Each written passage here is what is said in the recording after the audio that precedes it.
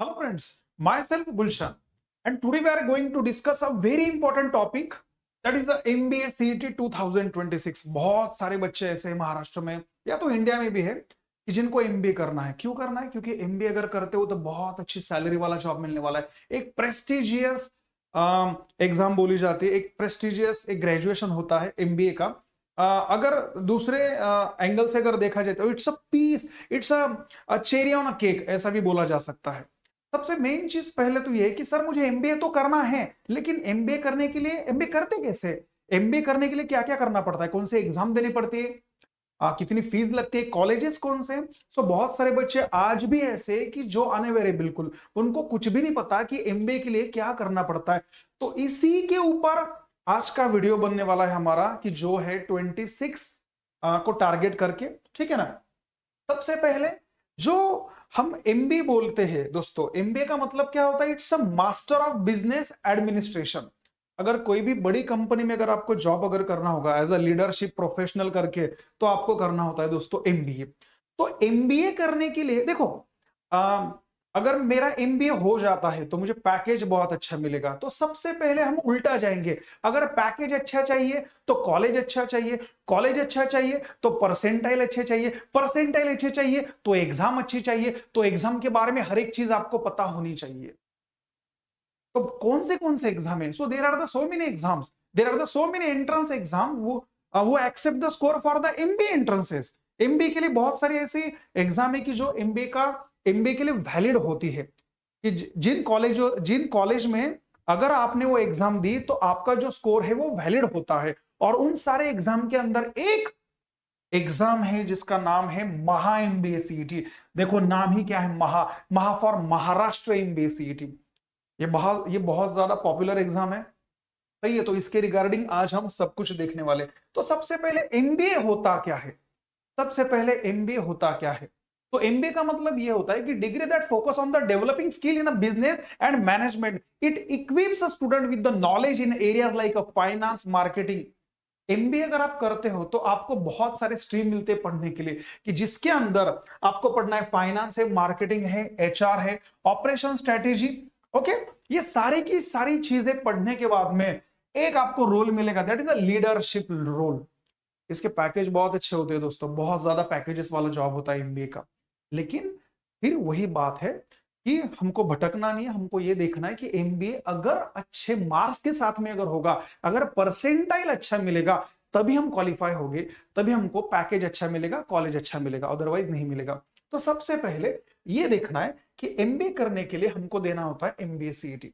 तो ये क्या होता है? It's a state common entrance test. सही है, ये जो होता है ये महाराष्ट्र स्टेट कंडक्ट करती है। सही है, ये होता है एमबीए सीईटी। उसे हम एमएमएस सीईटी भी कहेंगे। एमएमएस का मतलब क्या होता है? Master of management and studies. अभी आएंगे हम हमारे मेन रोल के ऊपर, कि सर अगर मुझे एमबीए अगर करना है तो कौन कौन एमबीए की सीईटी दे सकता है और कब दे सकता है। सही है, who can give the MBA CET and when. So इसके रिगार्डिंग सबसे पहले हम देखेंगे एलिजिबिलिटी क्राइटेरिया क्या होता है। तो उसके पहले होता है क्वालिफिकेशन। कुछ नहीं, आपका होना चाहिए ग्रेजुएशन।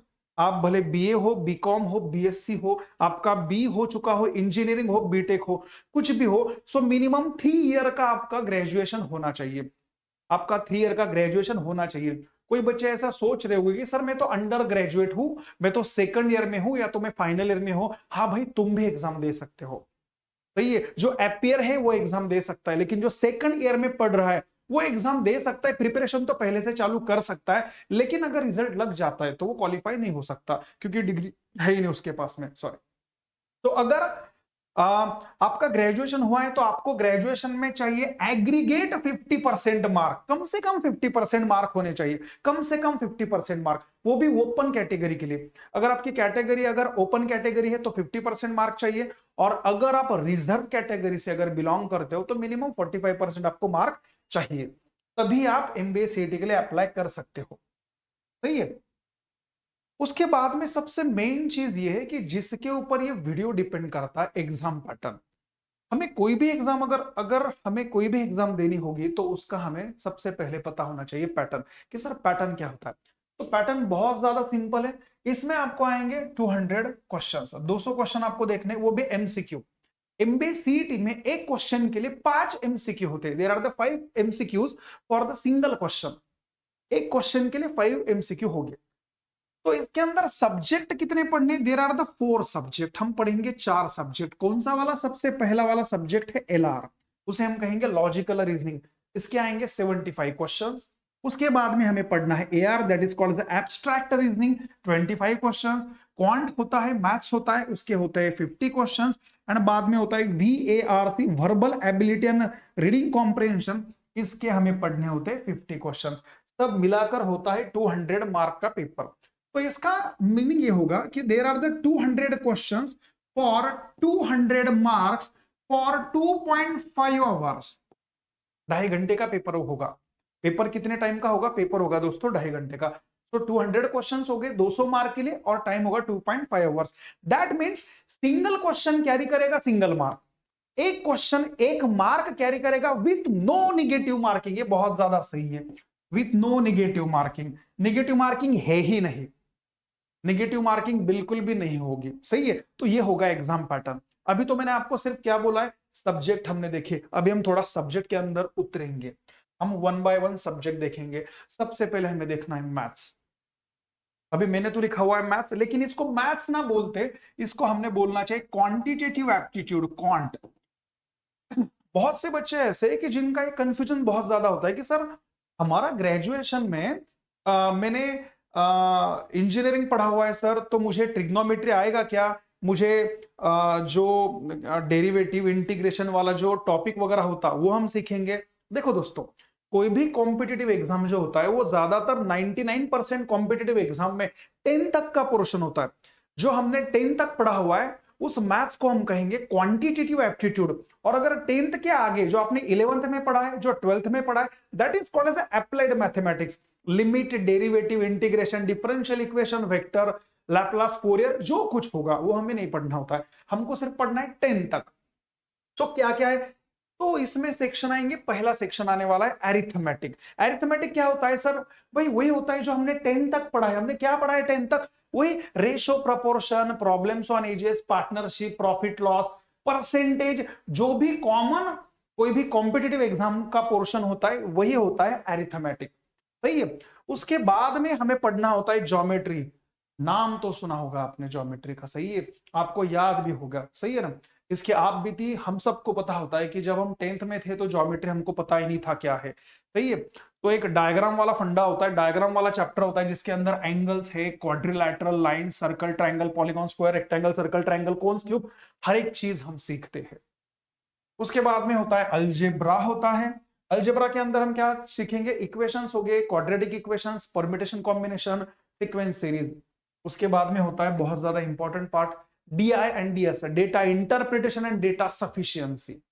तो ये क्या है? उसके अंदर पाई चार्ट है, line graph, bar graph, tabulated and case study. आप सिलेबस देख के डरना नहीं आपको, सही है ना, ये बहुत ज्यादा इजी है, सही है। तो प्लीज डोंट प्री एज्यूम, कुछ भी पहले से एज्यूम मत कीजिए। बहुत सारे स्टूडेंट क्या करते हैं, उनको अभी लगता होगा कि इतना पढ़ना है, भाई ये बहुत ज्यादा इजी है। अभी तो ये वीडियो सिर्फ इसी के लिए है, it's general idea about the exam pattern कि क्या क्या पढ़ना होता है, सिलेबस क्या क्या होता है। तो ये वीडियो सेव करके रखो। उसके बाद में आएगा मिसलेनियस। उसके अंदर ट्रिग्नोमेट्रिक रेशो है, मैक्सिमा, मिनिमा है, हाइट एंड डिस्टेंस है और फंक्शन है। तो ये 5 चीजें, ये 5 सेक्शन हमें पढ़ना होता है मैथ्स के अंदर। मैथ्स के बाद में हम जाएंगे रीजनिंग के ऊपर। एमबीए के अंदर रीजनिंग के 2 टाइप्स है, first is abstract reasoning and another is logical reasoning. Friends, abstract reasoning क्या होता है? एब्स्ट्रैक्ट रीजनिंग का मतलब ये होता है नॉन वर्बल वाले क्वेश्चंस। नॉन वर्बल सारे के सारे डायग्राम रिलेटेड क्वेश्चन जिसके अंदर आएंगे, डायग्राम रिलेटेड, उसे हम कहेंगे साइकोमेट्रिक टेस्ट भी बोला जाता है। क्या बोला जाता है? Psychometric test. ये क्यों होता है? इसके अंदर आपको आइडेंटिफाई करने होते हैं शेप्स, मिरर इमेज है, वाटर इमेज है, उनका रोटेशन है, वो किस डायरेक्शन में घूमने वाले, उनका सीरीज होगा, उनका मैट्रिक्स होगा, आगे कौन सा डायग्राम आएगा। ये मल्टीपल चीजें पूछी जाती है एब्स्ट्रैक्ट रीजनिंग के अंदर। उसके बाद में लॉजिकल रीजनिंग, उसके बाद में उसमें है अरेंजमेंट। अरेंजमेंट का मतलब क्या? Seating arrangement, circular seating arrangement, linear arrangement होगा। उसके बाद में critical reasoning, direction, syllogism, blood relation, data sufficiency, series, coding, decoding and coded inequality. ये सारा पोर्शन जो अभी हम देख रहे हैं वो इक्वल है, इन सम हाउ वो इक्वल है बैंकिंग के साथ में। 80-90% एमबीए सीईटी का जो भी पोर्शन होगा वो रिलेट करता है बैंकिंग एग्जाम के साथ में। इसका मतलब along with the MBA CET studies आपका बैंकिंग का भी स्टडीज हो जाता है 80%। ठीक है। एंड लास्ट में हम देखने वाले इंग्लिश। इंग्लिश में हमको क्या देखना है, इट्स अ वर्बल एबिलिटी। अगर आपने पढ़ा होगा तो ये देखो क्या है, ऐसे एबिलिटी कैसे, वर्बल, आपको समझ में आना चाहिए। तो क्या समझ में आना चाहिए आपको, रीडिंग कॉम्प्रिहेंशन, आरसी। क्योंकि जब आप एमबीए करते हो तो आगे चल के आपको बहुत सारी चीजें पढ़नी पड़ती है, तो आपको कॉम्प्रिहेंड होता है या नहीं होता है ये देखने के लिए ये सिलेबस होता है इंग्लिश का। इसके अंदर there are the 5 section. First is RC, reading comprehension. क्या होता है रीडिंग कॉम्प्रिहेंशन, आपको एग्जाम में 2 से 3 रीडिंग के पैसेजेस दिए होंगे जिसके अंदर बिजनेस या तो साइंस रिलेटेड पैसेजेस होंगे, उनके ऊपर डिपेंडिंग क्वेश्चंस होंगे, वो हमें सॉल्व करने होते हैं। उसके बाद में कुछ क्वेश्चन ग्रामर रिलेटेड आएंगे, कुछ क्वेश्चन आएंगे वोकैब रिलेटेड, और बाद में 2 है पैरा जंबल। तो पैरा कंप्लीशन, पैरा कंप्लीशन का मतलब ये होगा कि बड़ा वाला पैरा दिया होगा, उसके अंदर कहीं जगह पर फिल इन द ब्लैंक्स होंगे, तो आपका स्किल यूज करके वहां पर कुछ वोकैब रखकर कुछ उसका मीनिंग पूरा करना है कि जिसको एक कंप्लीट मीनिंग उसको आ सके। और लास्ट में पैरा जंबल, नाम देखो क्या है, jumble, it's a para jumble. There are 4 to 5 sentences are given in a जो एक हम बोलेंगे कि जंबल फॉर्म में होंगे, कि जिनका ऑर्डर जो होगा, जिनका सीक्वेंस सही नहीं है वो आपको सही करना है बाय यूजिंग ग्रामर या तो रीडिंग स्किल वगैरह। ठीक है, ये हुआ। तो अभी मैंने आपको हर एक चीज बोली, क्या होता है क्या नहीं होता है, सही है। थोड़ा आगे चल के हमको ये देखना होता है कि अगर आपने एमबीए सीईटी के एग्जाम क्वालिफाई कर ली, सपोज करने तो वाले हो आप, ओके, तो आप चिंता मत करो। अगर आपने एमबीए सीईटी क्रैक कर ली तो क्या होगा, तो अभी होगा आपका एडमिशन का प्रोसेस। एक बार रिजल्ट अगर आपका डिक्लेयर हो जाएगा तो क्या के रजिस्ट्रेशन चालू हो जाएंगे। क्या होता है, it's a centralised admission process. 11th और 12th के बाद में आपने देखा होगा कि कैप राउंड होते हैं, सही है ना। उसके बाद में लगेगी मेरिट लिस्ट, उसके बाद में आपको पड़ेगा कॉलेज का प्रेफरेंस देना होता है, और उसके बाद में मिलेगी सीट।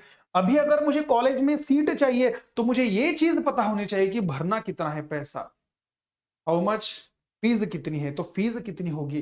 तो अभी लास्ट वाला सेक्शन बहुत ज्यादा इंपॉर्टेंट है। क्या होता है, एमबीए जो काम करता है ना दोस्तों, एमबीए में आपका स्कोर होता है परसेंटाइल के ऊपर। परसेंटाइल का इंपॉर्टेंस बहुत ज्यादा है। तो परसेंटाइल क्या होता है ये नेक्स्ट वीडियो में मैं आपको बोलूंगा। उससे पहले अगर आपके परसेंटाइल 99% से ऊपर अगर आपको आते हैं तो आपको कितने कॉलेज मिल सकते हैं कि जो हायर रैंकिंग वाले हैं, कि जिनका पैकेज 25-50 लाख 1 CR तक भी होता है। क्योंकि इन कॉलेजेस में जो कैंपस होता है वो ऑल इंडिया से हायर रैंक में होता है, सही है। तो जैसे जमनालाल बजाज है, सिंधे महान है, बाद में वेलिंगकर है, उसके बाद में केजे सोमैया है, ये सारे के सारे कॉलेज रिलेट करते हैं 99 परसेंटाइल के ऊपर। ओके, इसका आपको स्क्रीनशॉट निकाल के रखना है, ये वीडियो आपको सेव करना है। उसके बाद में अगर आपको 90 से ज्यादा 99 परसेंटाइल से कम अगर आते तो ये 4 कॉलेज आपके लिए है। तो ये वीडियो पॉज करके एक बार देख लीजिए और उसका स्क्रीनशॉट भी ले लीजिए। अगर आपको 80 to 90 परसेंटाइल अगर मिलते हैं तो आपके लिए ये 4 कॉलेज बहुत अच्छे, और अगर 70 to 80 अगर मिलेंगे तो ये 3 कॉलेज। किसी का बोलना होगा कि सर अगर मैं 60 से 70 के बीच में आता हूं, चलो कोई बात नहीं, आपके लिए भी है। अगर 60 to 70 के बीच में अगर आपको परसेंटाइल अगर आते हैं तो आपके लिए भी कॉलेजेस है। देखो दोस्तों क्या होता है, अभी बढ़ रहा है कंपटीशन, लेकिन अगर सही ढंग से अगर देखा जाए तो कंपटीशन बहुत ज्यादा है नहीं। बहुत सारे कम बच्चे ऐसे कि जो डेडिकेटेडली वो चीज को समझते हैं और वो चीज को सॉल्व करते हैं, उनको पता होता है कि क्या करना होता है। भीड़ तो बहुत ज्यादा होती है, लेकिन उस भीड़ के अंदर बहुत सारे सिलेक्टिव बच्चे ऐसे होते हैं कि जो कंसिस्टेंट होते हैं, उनको पता होता है देनों की क्या करना होता है एग्जाम के लिए। तो इसके रिगार्डिंग ये वीडियो आपके लिए बहुत ज्यादा इंपॉर्टेंट है। ये वीडियो को सेव कीजिए, जो भी आपका फ्रेंड सर्कल होगा उनके अंदर शेयर कीजिए। तो ये अगर वीडियो पसंद आता है तो लाइक जरूर कीजिए। लास्ट में मैं आपको ये चीज बोलना चाहता हूं कि जो बहुत ज्यादा इंपॉर्टेंट है, you were born to win. हम जीतने के लिए पैदा हुए दोस्तों, बट टू बी विनर, अगर विनर अगर बनना है तो सबसे पहले आपके पास में होना चाहिए प्लान, सही है। जो जीतना है, जीतने का प्लान होना चाहिए, आप प्रिपेयर टू विन होने चाहिए और लास्ट में एक्सेप्ट टू विन होना चाहिए। तो स्ट्रैटेजी बहुत ज्यादा इंपॉर्टेंट है दोस्तों इस फील्ड में। तो इस वीडियो के बाद में जो आगे का वीडियो आप देखने वाले हो ना, जो नेक्स्ट में वीडियो बनेगा, हम उस वीडियो में क्या करने वाले, हम थोड़ा ड्रिलिंग करेंगे। ड्रिलिंग का मतलब हम एक और सब्जेक्ट में थोड़ा अंदर जाएंगे कि मैथ्स के अंदर ये होता क्या है। इसके रिगार्डिंग ये चैनल को आप सब्सक्राइब कीजिए, अगर आपके कोई दोस्त हो गए तो उनके साथ में शेयर कीजिए, कोई रिलेटिव हो गए तो उनको भी आप बताइए, सही है। सो अगर कुछ डाउट्स अगर होगा तो आप कमेंट बॉक्स में लिखिए और मुझे भेजिए, हम उसके ऊपर सोचेंगे, ठीक है। सो तब तक के लिए thank you, bye bye, take care.